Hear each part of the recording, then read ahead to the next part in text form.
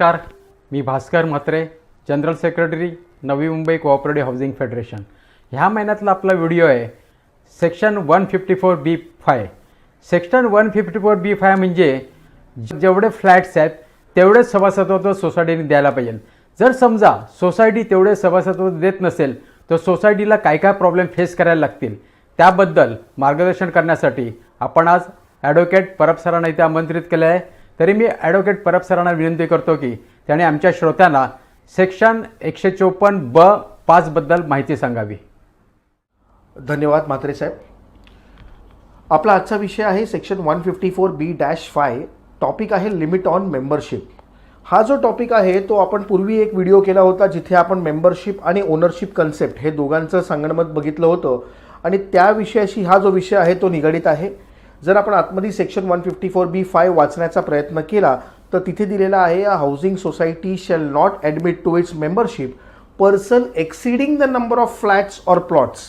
म्हणजे ह्याचा अर्थ असा आहे की जर आपल्या अप्रूव्ड प्लॅन्समध्ये आपला जो म्युन्सिपल अप्रूव्ड प्लॅन्स येतो ज्याला आपण ऑक्युपेशन सर्टिफिकेटचा प्लॅन बोलतो त्या प्लॅन्समध्ये जर टोटल नंबर ऑफ फ्लॅटची संख्या जी असेल त्या फ्लॅटच्या संख्येच्या वरती आपल्याला मेंबरशिप देता येणार नाही.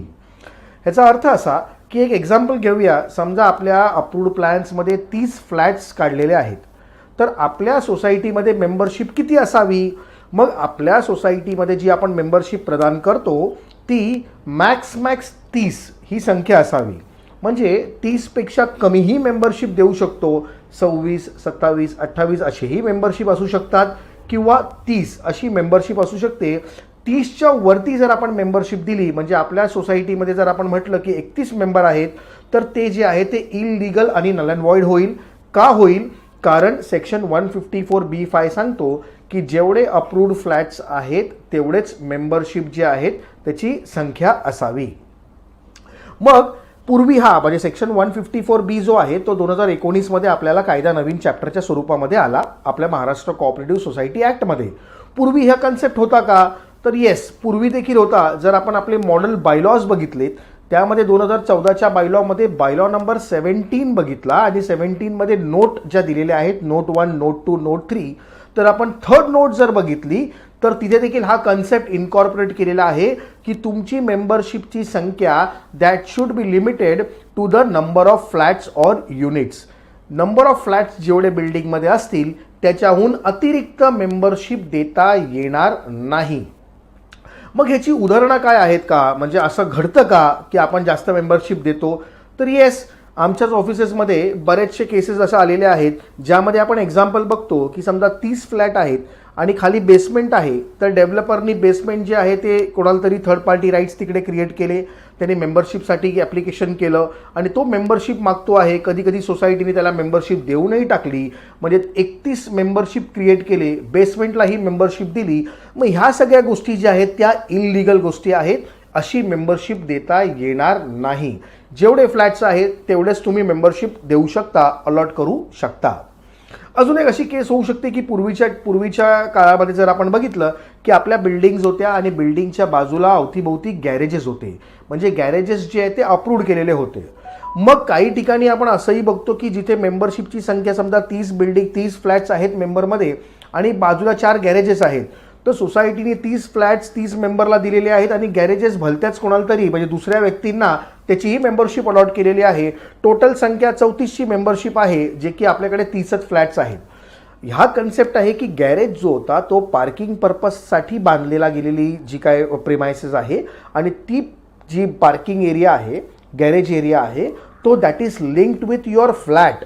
ती फ्लॅटच्या इंडिपेंडेंटली कोणाला विकताही येणार नाही किंवा त्याला मेंबरशिपही देता येणार नाही.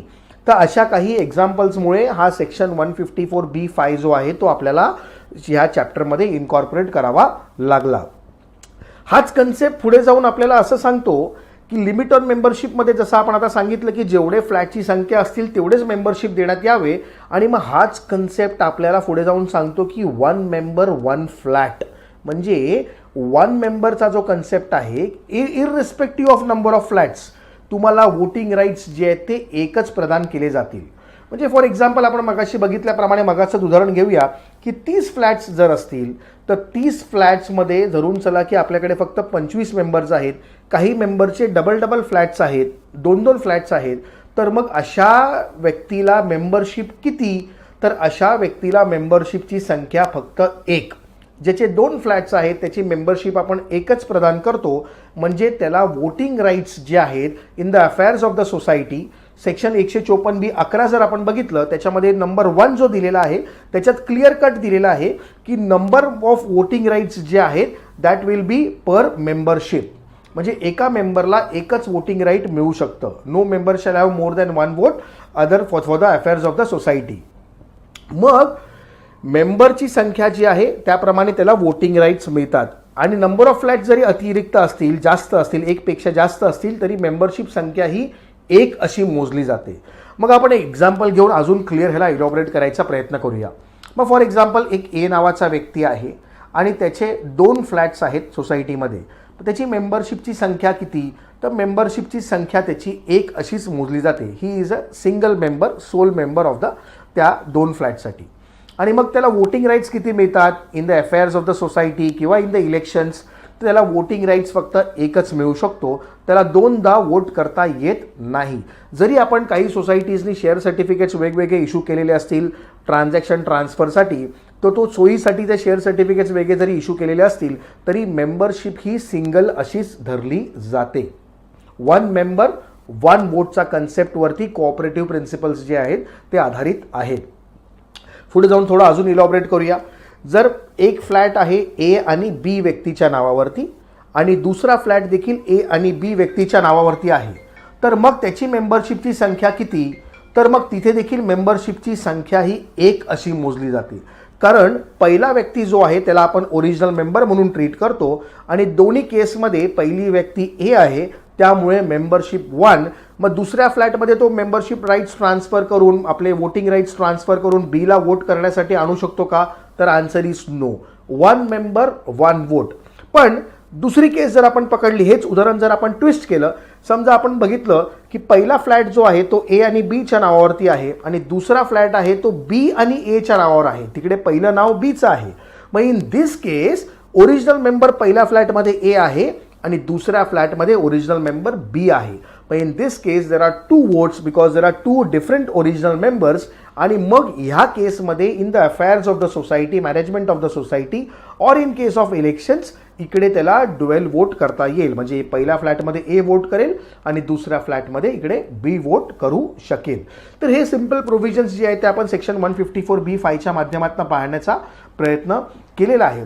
बरं, मग आपल्याला असंही काउंटर प्रश्न कधी कधी विचारतात की ही प्रोव्हिजन दिली कुठे आहे की सिंगल फ्लॅट असेल, म्हणजे बरेच फ्लॅट असतील तर एकच वोट, सिंगल वोट तुम्हाला प्रदान करण्यात येईल. ही कन्सेप्ट आहे तरी कुठे? हे प्रिन्सिपल तुम्ही जे सांगताय कोऑपरेटिव्हचं ते आहे तरी कुठे? तर हे प्रिन्सिपल आपल्याला सापडतं आपल्या हाऊसिंग मॅन्युअलमध्ये.